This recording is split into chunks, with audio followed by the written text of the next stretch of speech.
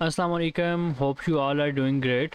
In today's video we are gonna discuss about niche research criteria. जैसा कि आप लोग पहले जानते हैं कि बहुत सारी चीज़ों के बारे में मैंने आपको पहले ही बता दिया, लेकिन अब हम प्रैक्टिकली स्टार्ट करने वाले हैं niche रिसर्च को। तो हमारा एक क्राइटेरिया है जिसके अकॉर्डिंग हमने चलना होता है ताकि हम अपनी वेबसाइट को रैंक कर सकें। तो मैंने जैसे आपको कहा था कि आपने एक नीश वो हंट करनी होती है जो ज़्यादा कंपटीशन भी जिसमें ना हो और ईज़ी टू रैंक हो जो। तो हमने जो है वो एक्सपीरियंस जहाँ तक किया है एक न्यूबी के लिए। तो आपने जब नीश स्टार्ट करनी होती है तो आपको कौन कौन सी चीज़ें का ख्याल रखना चाहिए जब आप नीश रिसर्च कर रहे हो in order to get rank your website, और आप उस नीश को उस क्राइटेरिया पे रख के चूज़ करेंगे तो आपकी वेबसाइट जो है वो रैंक ईजिली हो जाएगी। रदर दैन अगर आप जो है वो एक नई वेबसाइट की तरफ जाते हैं और आपने कंपटीशन वाली नीश चूज़ कर ली हो तो फिर आपको ज़्यादा टाइम लगाना पड़ेगा अपनी नीश रिसर्च में, और वेबसाइट के ऊपर भी टाइम लगाना पड़ेगा, इन्वेस्टमेंट लगानी पड़ेगी, और रैंकिंग जो है वो गारंटीड भी नहीं होती है।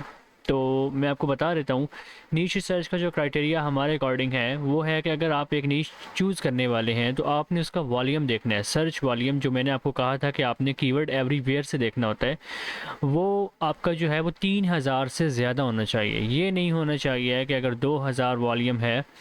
हाँ, एफिलिएट में तो आप कर सकते हैं। मैं आपको ये बता देता हूँ कि एफिलिएट में मैं लिख भी देता हूँ यहाँ पे, एफिलिएट में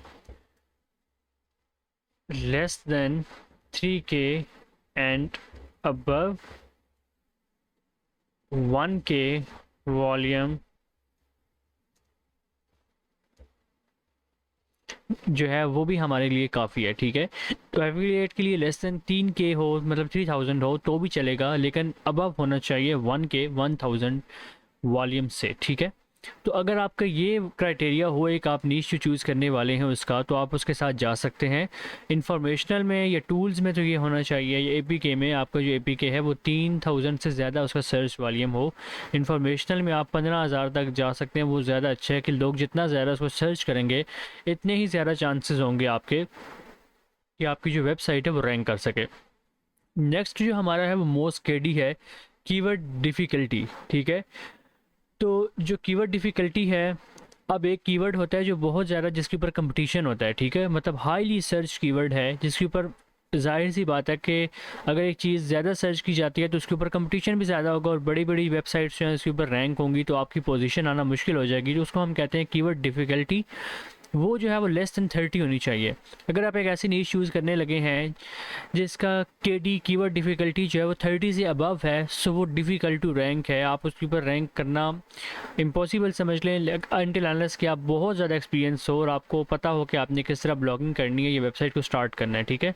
वरना न्यू बी के लिए 30 below keyword difficulty is enough. आप उसके साथ जाएं और अपनी ऐसी नीश हंट करनी है। मैं आगे जाके नेक्स्ट वीडियो में जो हमारा प्रैक्टिकल अब स्टार्ट होने वाला है तो उसमें हम प्रॉपर नीश रिसर्च करेंगे। उसमें हम देखेंगे कि कौन कौन सी टाइप्स होती हैं, कैसे कैसे नीश रिसर्च के मेथड्स हैं, उन सबको हम वन बाय वन डिस्कस करेंगे। लेकिन अभी के लिए मैं आपको ओवरव्यू दे रहा हूँ नीश रिसर्च के क्राइटेरिया का।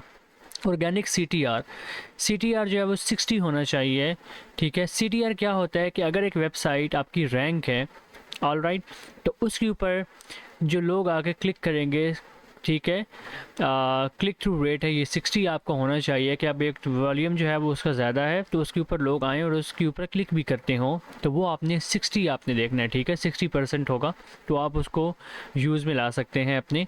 एंड प्रायोरिटी जो है वो 60 अबव होनी चाहिए, या आप इसको ऑप्शनल है, both CTR and priorities are optional, लेकिन आप इसको अगर मद्देनज़र रखेंगे तो आपके लिए ज़्यादा चांसेस होंगे, ज़्यादा अच्छे से आप रैंक कर सकते हैं। तो मैं आपको प्रायोरिटी का बता देता हूँ। अगर एक वेबसाइट है जो रैंक कर रही है लेकिन उसका जो डाटा है या जो वो शो करना चाह रही है, इंफॉर्मेशन प्रोवाइड कर रही है, वो गूगल या विकीपीडिया भी शो कर रहे हैं, तो गूगल उसको सर्च स्निपेट के ऊपर आपके सर्च जो रिज़ल्ट होता है उसके ऊपर शो कर देता है। लाइक अगर आप कुछ चेक कर रहे होते हैं, नेशनलिटी चेक कर रहे होते हैं, ये डेज़ चेक कर रहे होते हैं, ये कैलकुलेटर आप यूज़ करते हैं, तो कैलकुलेटर जो है वो गूगल अपना ऊपर प्रोवाइड कर देता है। डॉलर रेट अगर आप चेक कर रहे होते हैं तो वो गूगल जो है, मैं आपको अगर दिखाता हूँ यहाँ पे, मैं यहाँ पे गूगल में लिख देता हूँ इसको, तो आपको मैं दिखा देता हूँ कि अगर आप ये वाली चीज़ देखेंगे S1 इन PKR, तो अगर मैं इसमें जाता हूँ तो यहाँ पे देखें ये अब गूगल ऊपर शो कर रहा है 277 रुपीज़ जो हैं वो डॉलर पाकिस्तानी रुपीज़ में है। तो अगर अब मैं नीचे जाऊँ और यहाँ पे मैं क्लिक करूँ और ना करूँ ये यूज़र की मर्ज़ी होती है, ठीक है। तो ये प्रायोरिटी जो है वो इस चीज़ को डिस्क्राइब करती है कि अगर एक बंदा आया है, उसको गूगल ने सर्च किया है, अगर गूगल पे उसने सर्च किया है कुछ, और अगर गूगल ने उसको रिजल्ट्स दे भी दिए हैं, तो भी अगर वो किसी वेबसाइट पे क्लिक करता है जो नीचे नज़र आ रही हैं, तो वो आपकी प्रायोरिटी काउंट होगी, ठीक है। तो वो आपने 60 रखनी है। मैं आपको एग्जांपल दे देता हूँ। लेट्स सपोज कि अगर ये मैंने सर्च किया है और यहाँ पे अगर मैं आता हूँ, तो मैं गूगल के रिजल्ट्स को देखने के बाद नीचे स्क्रॉल करता हूँ, तो मैं यहाँ पे पीपल आल्सो आस्क में से किसी वेबसाइट को चूज़ कर लूँ, या मैं सर्च में जो वाइज की वेबसाइट आ रही है, या एक्सी की वेबसाइट आ रही है, या फॉरबेस की वेबसाइट आ रही है, इनमें जाके भी अगर मैं एक चेक करता हूँ कि डॉलर रेट जो मुझे गूगल बता रहा है वो ठीक है, तो ये हमारी प्रायोरिटी काउंट होगी, ठीक है। 40% मतलब यहाँ पे आ रही है, और 60% जो चांसेस हैं वो यहाँ पे हैं, ठीक है। तो ये मैं आपको यहाँ पे बता रहा हूँ कि प्रायोरिटी में ये है कि 40% अगर वो टूल ऊपर गूगल दे रहा है, ख़ुद ये आंसर कर रहा है, तो वो ले जाएगा, और 60% जो है वो हमारे पास जो नीचे सर्च के रिजल्ट्स हैं वो आएंगे। अब गूगल ट्रेंड्स, अगर आप एक नीश चूज़ करने वाले हैं और वो किसी एक महीने के अंदर या किसी एक डेट को जो है वो बहुत ज़्यादा सर्च होती है, तो वो आपका गूगल ट्रेंड्स में आप चेक कर सकते हैं। मैं आपको प्रैक्टिकली भी बता देता हूँ।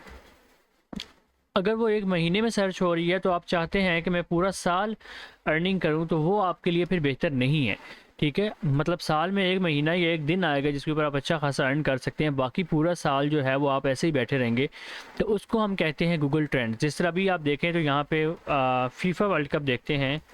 सॉरी, मैं यहाँ पे सर्च कर लेता हूँ, फीफा वर्ल्ड कप, ठीक है। मैंने ये सर्च किया। अभी आप सबको पता है कि ये कुछ टाइम के बाद ही आना है, ये हर साल नहीं आना है, ठीक है।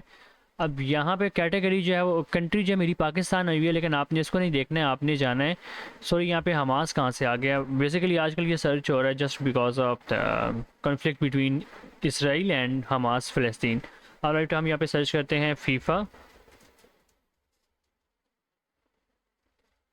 का। मैंने ये सर्च किया। अब आप सबको पता है कि ये बहुत ज़्यादा टाइम के साथ आएगा तो ही सर्च होगा। अब ये देखें, ये स्टेबल नहीं है। अब यहाँ पे आपको शो कर रहा है कि 7 अक्टूबर 2023 को इसकी सर्चेस थी, लेकिन अब ज़ीरो हो चुकी हुई है, ठीक है। अभी भी ये साल का बता रहा है, क्योंकि ये कुछ महीने, एक महीने का बता रहा है। आपने फर्स्ट ऑफ ऑल यहाँ पे वर्ल्ड वाइड करना है, उसके बाद आपने यहाँ पे सर्च करना है पास्ट 12 मंथ्स या 5 ईयर्स, ठीक है। तो हम 5 ईयर्स को करके देखते हैं एक बार। 5 ईयर्स में मैं आपको बता रहा हूँ कि स्टेबल और अनस्टेबल का मैं बता रहा हूँ। यहाँ पे देखिए, अब ये बिल्कुल ज़ीरो पे है, ठीक है, ना होने के बराबर है। लेकिन एक टाइम आया था जब ये बहुत ज़्यादा सर्च हुआ था और पीक पे चला गया था, विच इज़ 20 से 26 नवंबर 2022 जब ये स्टार्ट था, ठीक है। तो अगर आप कोई ऐसी नीश चूज़ कर लेंगे जो सिर्फ नवंबर में या दिसंबर में या अक्टूबर में कहीं जाकर सर्च होगी, तो बाकी जो जनवरी से सितंबर या अक्टूबर के महीने होंगे वो तो फिर ऐसे ही होंगे। उस नीश का आपको फ़ायदा नहीं है। आपकी नीश जो है वो बिल्कुल स्टेबल होनी चाहिए। जिस तरह अभी मैं अगर आपको दिखा दूँ यहाँ पे, तो KFC, ठीक है, मैंने KFC सर्च किया है। तो अब यहाँ पे आप देखेंगे कि ये जो इसका ग्राफ होगा ये स्टेबल है, ठीक है। अब ये देखें, कहीं पे भी नीचे नहीं है और कहीं पे भी जो है वो ड्रॉप नहीं हुआ हुआ, तो इसका मतलब है कि ये एवरग्रीन है। 5 साल की हिस्ट्री ये बता रहा है कि 5 साल में ये हमेशा अप ही रहा है, डाउन नहीं हुआ। तो ये हमारा हो गया गूगल ट्रेंड्स, ठीक है। सर्प एनालिसिस, तो सर्प में जैसा मैंने आपको कहा कि आपने चेक करना है एक एक वेबसाइट को, एक एक चीज़ को, कि मेरा जो कंपेटिटर है, ये मैंने जो नीश चूज़ की है, उसके अंदर कोई ऐसी वेबसाइट भी है जो मेरे जैसी छोटी है, ये सब बड़ी वेबसाइट्स हैं और मैं उसके अंदर कम्पीट करने के लिए चला हूँ, तो वो आप बिल्कुल हार जाएंगे। तो सर्प एनालिसिस के लिए हम देखते हैं more than 3 website should present having less than 20 DA। अगर आप गूगल में जाते हैं और यहाँ पे जिस तरह मैंने गूगल ट्रेंड्स लिखा है, तो यहाँ पे अगर आप देखते हैं कि DA जो है वो वेबसाइट्स का बहुत ज़्यादा हाई है, तो और किसी का भी 20 से बिलो नहीं है। जिस तरह यहाँ पे लिखा हुआ है कि should be more than 3 websites having less than 20 DA, तो आपने उस नीच को चूज़ नहीं करना है। हालांकि बेशक उसका जो हालांकि क्राइटेरिया जो है वो पूरा होता रहा हो बाकी, लेकिन अगर उसका DA 20 से कम वाली वेबसाइट कोई सर्च में मौजूद नहीं है, 3 वेबसाइट्स ऐसी, तो आप उसको चूज़ नहीं करेंगे। अब आपके यहाँ पे क्वेश्चन आ सकता है व्हाट इज़ DA। तो DA जो है वो मोज का मैट्रिक्स है एक। What is DA? Domain authority, जिसको हम DA को डोमेन अथॉरिटी प्रोनाउंस करते हैं। मोज जो है वो टूल है एक, जिसके बारे में हम डिटेल में आगे जाके प्रैक्टिकली करेंगे, उसको समझेंगे। मोज एक वेबसाइट की अथॉरिटी को चेक करता है, ठीक है। अथॉरिटी कैसे चेक करते हैं, अथॉरिटी जज कैसे करता है, वो भी मैं आपको बता देता हूँ। मोज जो है वो 1 से लेके 100 तक का एक नंबर अलॉट करता है किसी भी वेबसाइट को, जो टाइम के साथ डिक्रीज़ या इंक्रीज़ होता जाता है, ठीक है। अब अगर एक वेबसाइट 100 पे है या 80 पे है या 90 पे है, तो उसका मतलब है कि वो बहुत ज़्यादा बड़ी वेबसाइट है और वो बहुत पुराना खेल रही है, आपको चांस नहीं लेने देगी वो। लेकिन अगर कोई 1 है, 20 है, 20 बिलो है, तो वो हमारे लिए आसान है कि एक नई वेबसाइट है जिसका डीए कम होता है, तो हम उसके साथ कम्पीट कर सकते हैं। अब व्हाट इज़ अथॉरिटी? अब जिस तरह मैंने आपको कहा कि जो डीए होता है वो डोमेन अथॉरिटी होता है और मोस्ट डोमेन अथॉरिटी को अलॉट करता है उस, तो मैंने अब ये भी आपको बताना पड़ेगा मुझे कि अथॉरिटी कैसे होती है, कैसे जज करता है मोज। तो मोज जो है वो जज अथॉरिटी इस तरह करता है कि अगर एक वेबसाइट है उसको दूसरे लोग रेफरेंस दे रहे हैं, ठीक है, मतलब अगर हमारी एक वेबसाइट है, हमने उसे बनाया है और हमारा कंटेंट इतना अच्छा है कि एक दूसरी वेबसाइट, लेट्स सपोज विकीपीडिया है, बीबीसी है, सीएनएन है, वो हमारी वेबसाइट को रेफ़र कर रही हैं किसी यूज़र को कि आप मज़ीद जो है इस वेबसाइट पे जाके पढ़ लें या देख लें, तो वो हमारी लिंकिंग डोमेन्स होंगी, ठीक है, हमारे साथ जो लिंक कर रही हैं। तो मोज उन वेबसाइट को चेक करता है जो आपकी वेबसाइट के साथ लिंक कर रही होती हैं, जो आपको रेफरेंस दे रही होती हैं, जो आपके अपने यूज़र को आपकी तरफ भेज रही होती हैं, उनको हम कहते हैं कि वो लिंकिंग डोमेन्स हैं। तो मोज जो है वो चेक करता है कि लिंकिंग डोमेन्स कितनी है और linking domains high authority website है या कम है। कोई ऐसी तो नहीं है जिसका 0 या 1 डीए है और वो इसको लिंक कर रही है, तो फिर आपका भी डीए जो है वो कम रहेगा। लेकिन अगर आपको बड़ी वेबसाइट्स इस तरह विकीपीडिया होती है, बीबीसी होता है, सीएनएन होता है, तो वो अगर वेबसाइट्स आपको लिंक दे रही हैं तो इसका मतलब है कि वो बहुत ज़्यादा बड़ी वेबसाइट्स हैं और उनका बहुत ज़्यादा अथॉरिटी बनी हुई है। वो अगर आपको लिंक देंगी तो उसकी वजह से आपका डीए भी इंक्रीज़ होगा, ठीक है। मज़ीद हम इसके बारे में सर्च देखेंगे इसको आगे जाके। अब एक क्वेश्चन ये है कि ट्रैफिक वर्सेस सर्च वॉल्यूम। हमने कहा था कि हमने जब चेक करना है तो हमारा वॉल्यूम जो है, सर्च वॉल्यूम, वो 3000 अबव होना चाहिए है इंफॉर्मेशन और एपी के ये टूल्स के लिहाज से।